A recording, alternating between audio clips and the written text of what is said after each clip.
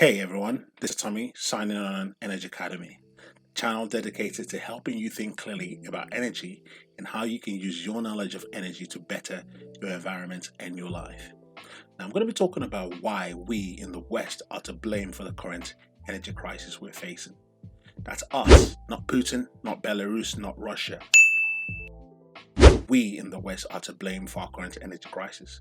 But I'm also going to be talking about why there's some good news in that fact. Over the past 30 years in the West, we have engaged in some of the most destructive, some of the most confusing, and some of the most irresponsible energy policies that has led us to this situation. We've essentially globalized our energy markets. That is, we have contracted out our energy demand to foreign nations, in many cases nations that are hostile to the West.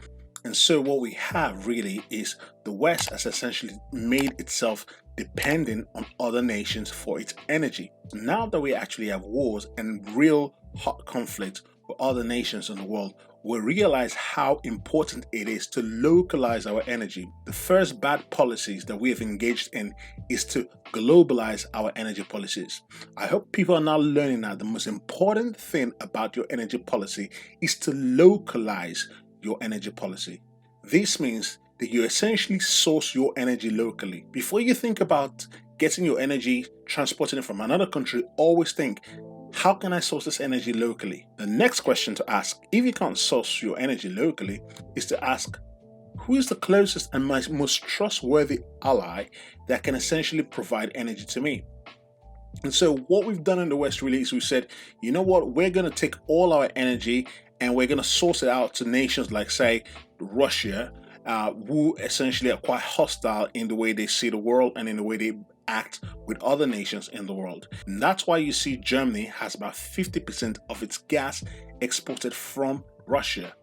And so Germany is in this precarious position where it still has to buy gas from Russia, even though it disagrees with the way Russia has gone about its business in Ukraine. In the same way, we see the West essentially has been importing millions of solar panels and wind turbines to assemble in the West and to install in their power facilities to generate electricity. The problem is, what if China one day says, we're not going to export you our solar and our wind turbines? Now the West will say, yeah, we can produce this, but they can't produce it as cheap as China produces it, number one.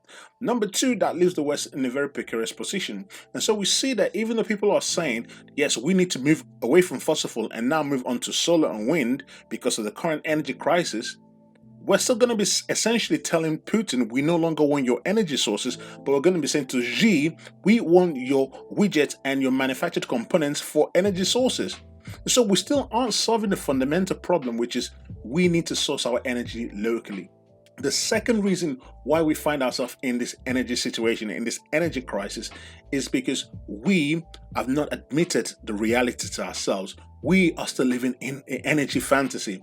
And the energy fantasy is that we can power our economy on wind and solar indefinitely. Now, there's been a lot of talk from people that are in very influential positions in the United States. Because ultimately, it is cheaper to drive if a vehicle, and hopefully we get to this point, without having to go to the gas station, which is powered by renewable clean energy. Ultimately, it's cheaper. Now, not everybody can afford that. Now, people like this believe that we can actually power a 21st century economy on wind and solar, on so-called green and renewable energy. The reality is these technologies lack the continuousness. That means they're very intermittent, they're very unreliable, and they lack the punch, they lack the power. They are very dilute forms of energy. This is the fundamental problem with renewables. They just aren't at the same level of maturity and reliability that conventional energy sources like nuclear, coal, or gas have. And this is a problem for us. People say that we have a climate problem. I always make the argument, we don't have a climate problem, we have a technology problem. You see, if the climate is doing what people are assuming it's doing, if let's say the world is going to come to an end in 13 days like some people claim, the world is going to end in 12 years if we don't address climate change. If that really is the case, we still don't have the technology to have a carbonless economy. We just don't have that technology. We still need coal to make steel. We still need gas to make fertilizers.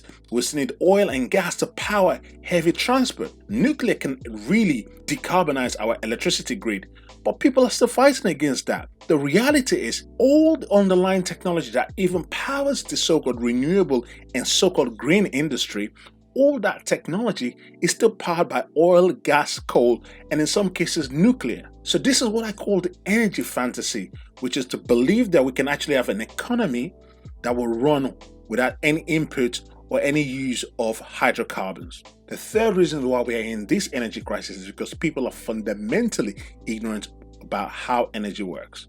And that means not just the people that you see on the street, but actual politicians, people that make decisions on energy matters. They don't actually understand how energy works. Now, I recently saw a tweet from the British Energy Minister, Kwasi Kwarteng, who talked about solar panel being cheap over time, and therefore that means solar energy is going to be cheaper. Now, if you follow my video, you will understand that actually solar panels are getting cheaper over time for the investors, but for the consumers, as we add more solar panels to the grid, you find out that the cost is going up. And so this basic understanding of how the cost to the investors work and how the cost to the consumers work even eludes the energy minister of Great Britain. And this is the biggest problem we have, is that nobody actually understands how energy works, how we source energy, how it's costed up, how it actually affects the consumer. So if the people who are making the decisions about our energy and how we source this energy don't even understand the basics about it, what chance do we have? So these three things are so crucial as to why we are the situation we are. But I did say there is good news. And the reason I said there's good news is if we got ourselves into this hole, we can dig ourselves out of the hole. And the number one rule when you're in a hole is to stop digging.